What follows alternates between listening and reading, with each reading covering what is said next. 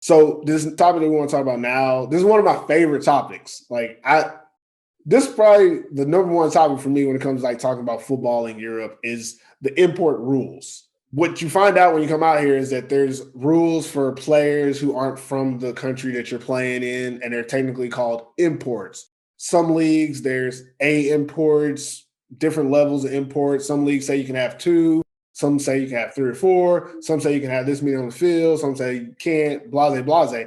But it varies from country to country. Every federation is independent. So it varies. And when you play international competitions, it is guided by the IFAF rules. But IFAF rules for international competition don't necessarily have to be followed for in-country competition. So it's a weird thing if you're not from here. So my question to you, Kaleb, really, 'cause I really like to get your input on this is, what do you think would be a good system of import rules that could be applied to almost all countries so that we can have this standard rule so that as a sport we can actually develop instead of this, in different countries? Yeah, no, I like how you laid it out. The rules vary country to country. When it comes to imports that are within the main continent, so if you're from Europe, I don't think there should be a restriction on the amount of players that come from a European country. I think the question is, what do you consider an import? Where did this guy first learn football? Where did he start developing the game? Because if you and I are both from Texas and Jamal is from Switzerland, so we started learning the game in a more competitive environment than Jamal did and maybe went a little further. So we should be deemed imports. But if Jamal started playing the game in Switzerland, his level of football or knowledge of football should be similar or the exact same to that of someone in Sweden or Norway or Germany or the UK, because they're still learning American football, the sport American football, secondhand to a native place where the sport is developed, right? So I wish that would be changed a little bit, that they weren't so strict on European import guys. But I do think there is a number of imports that should be allowed on the field from the What's US. the number, man? Don't you being too vague about it. What's okay. the number? What do you think? Like, let's hash it out. 3. Let's come up with a system. We'll write it down My as number, the scoop system. My number would be 3 to 4 on a team total, 2 on the field at one time. If you can afford 4 guys to come and play for your team, or you can help them find jobs and work in the area, then great. But you can only put 2 of them on the field at that one time. What would you say about the dual import situation? With the passports of being able to get it from another country, even though you're from the States and stuff. Gentleman is presenting that he's going to live in Europe full time for the next 3 to 5 years, he can be a dual passport on the field. If he's just doing it just to play ball, then he counts as an American import because he started football over elsewhere. There. You know what I'm saying? That's my answer to it. So 3 to 4 total, 2 on the time. Shouldn't be a restriction on the guys who are from a European country. What do you think, Jamal? Yeah, I mean, I think that's the only way to kind of like create some type of balance. Because what's the rule in some of the bigger leagues? Like what is it, GFL, like 3 on the field or something like that? Germany, it was 2 on the field at once. No, you can have 3 on the field at once. 2 on the field at once, but you could have 5 to 7 on a roster. But it was still I think having a unified rule not only creates, clarity in terms of leagues and teams, in terms of, who's good and who's not, but also like everyone is on the same playing field when it comes to that. So I think 2 is great. I think the gray area becomes with the duels, because then you're flirting with, keeping the home guys versus going out and getting other duels and stuff like that. So I think that's potentially the gray area. But I think just in general, there should be one unified rule for all countries. And I think what you said with 2 Americans is great. But again, I think the dual import becomes the gray area in that. For sure. And I think you want to build your program, at least from the experience I got. You want to be able to build your program from the ground up, from the youth and stuff like that. Mm-hmm. Where if you're constantly bringing in guys from other countries, which obviously you could do, you know, you don't really have a good foundation. I know Pervis could think of some teams out there that are kind of in that situation. Boy, But I I think can tell y'all some stories. No, I think that like the whole import rule situation, and you know what's really crazy? We use the term import here all the time, and everybody knows what we're saying. But in the States, nobody knows what that is. Like, you know how hard it is to find information about imports by typing it into Google? Like, you don't get nothing. Like, you get all this other stuff. But to get back into it, with the import rules, I think you have to know what everyone is doing to get them all on the same page. I've said different models of what I think would be great, but just to give more information, let's talk about some of these different leagues that are necessary or somewhat playing on the same level. And you know me, I'm in Finland, so that's what I'm gonna bring up.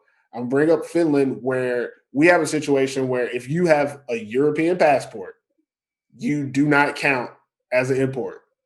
They don't care if you have an American, and if you have a European passport, you do not count.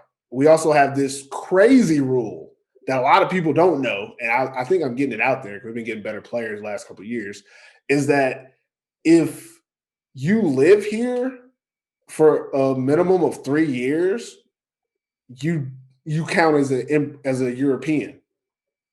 I'm with it. So someone like me, I've lived here for 5 years now. I can go play on any team, and I don't count against their import rules. So this is a situation that we talked about before. Like, there was a team 2 years ago that had 8 Americans on the field at the same time. In Finland. Yeah, in Finland, because they had five. I think they had 5 or 6 Americans who just happened to live in Finland, and they lived in the capital city. So they got on the same team, and they didn't count against the Americans. So they brought in some guys, or there was a guy that lived here who hadn't lived here long enough, and those counted as Americans. You know, like, they were able to figure that out because there's a lot of Americans that live here, and they've lived here long enough to not count. Now that's crazy, but it does increase the level of competition here on the highest league. Now, for the lower level leagues, when teams start to do stuff like that for the lower level, it hurts development. But on the top, which doesn't really happen because you can't afford it, because these guys are all getting paid something. But on top level, that's what makes the Maple League so interesting every year, is because there's a lot of European imports, but there's also a lot of duels, but there's also a ton of Americans who are not counting against the import rules. So that American competition is making everybody play higher, because even if you get a European player, he's going to most likely be matched up against an American, which means you can't get no scrub. Even if you get a European, he has to be most likely better, not just better than your domestic Finnish player. He has to be better than an American, most likely, because that American has lived here for 3 years, and he's still going to give him that work. It don't matter. But then you cross the water, you know, to our neighbors to the west? I don't know. Sweden, which Sweden has the best import rules. I don't care what everybody says. Sweden has the best import rules, and it's very simple. You're allowed a total of 4 to 5 imports total, but they have a numbering system for the imports. So Americans count as like 2, and Europeans who aren't from Sweden count as like 1. And like, if you are a European, if you have, let's say you have a dual passport, but you played college in the States, you count as an American. I'm with that. Like, that's the perfect way, I think, to really nix that whole dual import thing. Is if you play college football in the States, even if you're born, like, you got guys who were born in Sweden, played Little League in Sweden, but then went to the States for 4 years and come back and they're European, which is, I mean, technically they're right, but in Sweden, those guys count as Americans because they've been coached at the highest level you can without being professional. Yep. Which makes perfect sense. I think that's one rule that all leagues should have is if you played college football in the United States, you're an A-level import or top-level import. Like, that's just how it should be. The import you're getting from college football, if he's coming to Europe, this dude is not an NFL prospect right now. He's potentially not a Canadian Football League prospect. He's a guy who was overlooked, or he's just not ready for that level. So the college football experience that American or Canadian import got should be exactly the same as a European athlete going over and playing college football. Yep. So they've received that coaching at the highest level beyond amateur or before becoming a professional. So I agree with you on that.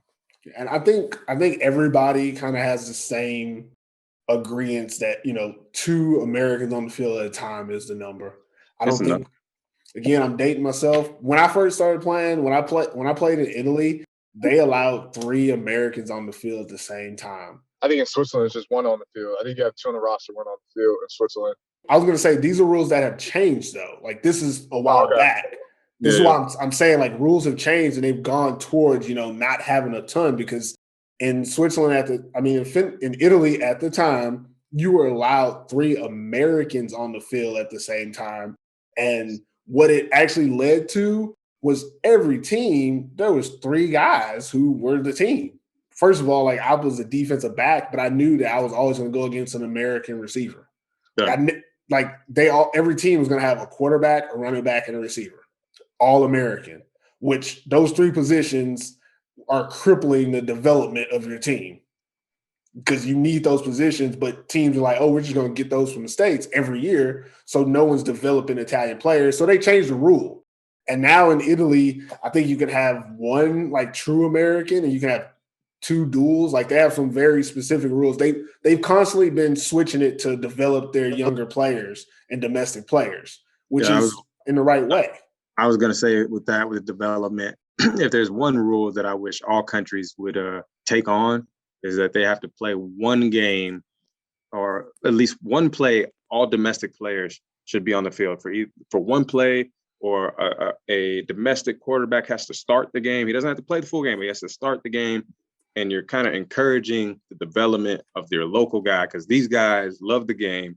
They are paying to be a part of the club. And some of them are really, really, really, really good football players. And they deserve that respect too, not to just be secondhand. They deserve that opportunity and respect. So I wish more countries would take on that domestic challenge of, we're going to play an all domestic game, or we're going to start the game with our 11, whatever. I'd love to see it. What would be an interesting idea is take a page from the CFL. The CFL has a mandate of how many Canadian players are on the field at the same time. Now, people might think, oh, you can go play in Canada. I would say it's more difficult for an American to get into like Canada than the NFL, even, in all honesty, because of the restrictions. The restrictions of the amount of actual Americans that are allowed on the field. And now with the globalization, they've added an extra roster spot so Europeans can be on the field. But there's still a specific amount of Canadians that have to be on the field every play. Like, if you put that in place in these other countries, maybe the competition level might be down for a little bit. But I think what it would do is it would force teams to look at themselves as a developmental aspect. I think one thing that has changed, and I think it's for the better. Like, even when I was in Switzerland, you were allowed to have 2 Americans on the field at the same time. I think they've switched that to 1, right, Jamal? Is that what you said? Yeah, 2 on the roster, 1 on the field. Unless you're playing in the national, that's different. Yeah, this is, again, me dating myself. Years ago, when I used to play in Switzerland, we were allowed 3 Americans and 2 could be on the field at the same time. And we had, the team I played on, we had three pure Americans and 2 Americans who had dual passports. So they didn't really count.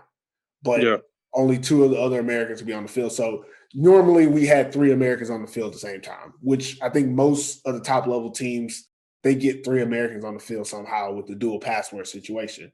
But if teams were to go, like the Canadian route and say, hey, we have to have this many players on the field, they would have to, instead of getting 4 or 5 imports, they would, pay for a coaching camp or pay for more coaches to come and coach their team, be able to give more resources, get more equipment for your youth players, stuff like that, which would eventually make the level of competition rise over the years. It's a long-term play, but for the development, like in a country like Italy right now, their rules, they're developing better players. In the next 6 or 7 years, they're going to have one of the more competitive national teams compared to some of these other countries. Looking at another team that is very competitive with domestic players, I'm going to Sweden. I mean, obviously Finland, we got good players, but if you look at the Swedish youth system, a very large amount, and I don't have the statistics, but a very large amount of Swedish football players go to the States to play football. They go play college football or they go play high school football in the States. And their top league doesn't have nearly as many like top end players from Sweden because they're usually waiting for those players to come back.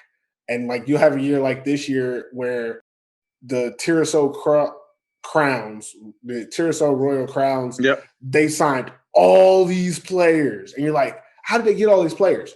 All those players played juniors for Tyresö years ago. But then they all went and like played at the highest level in Europe, or some of them went to the States and then came back. And that's what we're all trying to do eventually is have your homegrown players play on your team so that you're a top level team.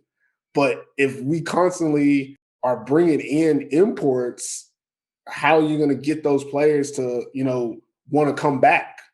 It's like here in Finland, there's one Finnish quarterback, Miro Kadmeri. That's it. Everyone else in Finland knows that if I play quarterback, I can play in the first division, maybe, but I'll never play in the top league because there's going to be all these Americans that come in here and take the spot. And even last year, there was a team that instead of bringing in an American or moving up a Finnish kid or trying to find a Finnish kid, they had an English-born wide receiver play quarterback. Like that's how like against like using the domestic players that they were. Like that's how afraid they were to have a domestic quarterback. And that's sad that that's where we are, but it's because of the competitiveness of the position and having so many imports at that position. And just being that that's the position that provides leadership, and quarterback essentially is going to help develop everyone else around him, essentially, like getting him on the same page, knowing like, where he likes routes to be run or stuff like that. So I think, it's hard to say, but it's going to be hard for any, domestic quarterback to be one of the top guys on the team when that's such a position of power and leadership and stuff like that. Unless again, they're developed correctly from the ground up. My question to you would be, Jamal, like, how do you think you could do that? How can these domestic leagues develop quarterbacks without actually giving them an opportunity? I feel like that's where we're at. Like you said, it's one of the most important positions. Like, do you want to, as a team, just thinking from a team aspect, do we say, okay, we really think we got a good team, but we really want to get this quarterback in, so instead of an American, I guess how can you justify that for a team? Like this is just me asking an open question. Yeah, I mean to be honest, it's really on the organization and the coaches, because a lot of coaches are so quick to, we're getting this amount of imports. All right, we already know one's a quarterback. They're not even giving some of these guys an opportunity, and it has to start with training them, obviously through the U19 team and developing them growing up and giving them that opportunity. At least give them an opportunity to see what they had, and then evaluate them from there. But it's at least just giving them a chance, and it's an easy answer, but that's really all it is, because out of all these teams and countries in Europe, there's probably maybe one to two teams per country that's actually giving their domestic quarterback an opportunity. Everyone else is so quick to like, all right, we got to get a quarterback.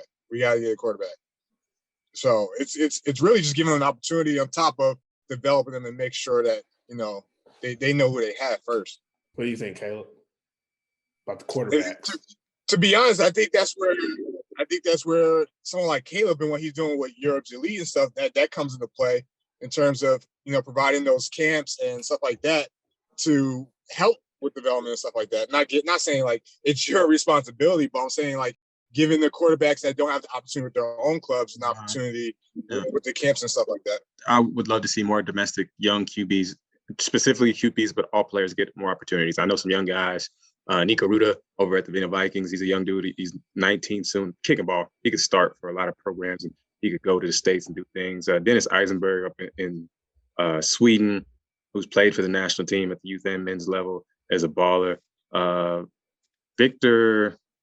Victor, another big Swedish guy, big dude, like huge dude, who played for the Arland Jets, baller.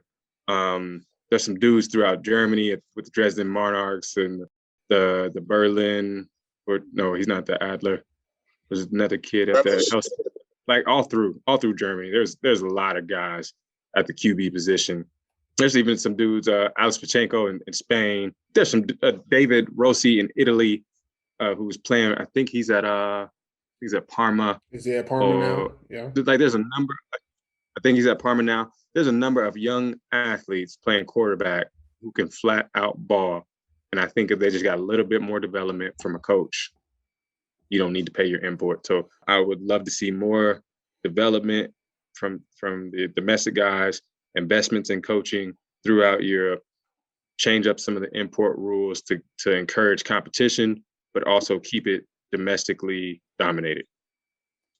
I think at one time, one league, I really don't know which league, but someone was talking about the import rules, like they were making it like mandatory or something to have like a domestic quarterback. It might have been Italy or something, or like only the quarterback position could be dual or something like that. They were trying to get more domestics into it. I think that's something that you have to look at. I get what you said, Kaleb, that really resonated with me was that, it's on the coaches. I don't know how you guys feel about it, but me personally, I always feel like if I'm coaching a team, whoever the quarterback is, okay, we're gonna run with him. I'm gonna mold him into what I need him to be. Like if he has certain limitations, we'll build the offense around those limitations and make sure that we can highlight what he's good at and hide what he's not good at.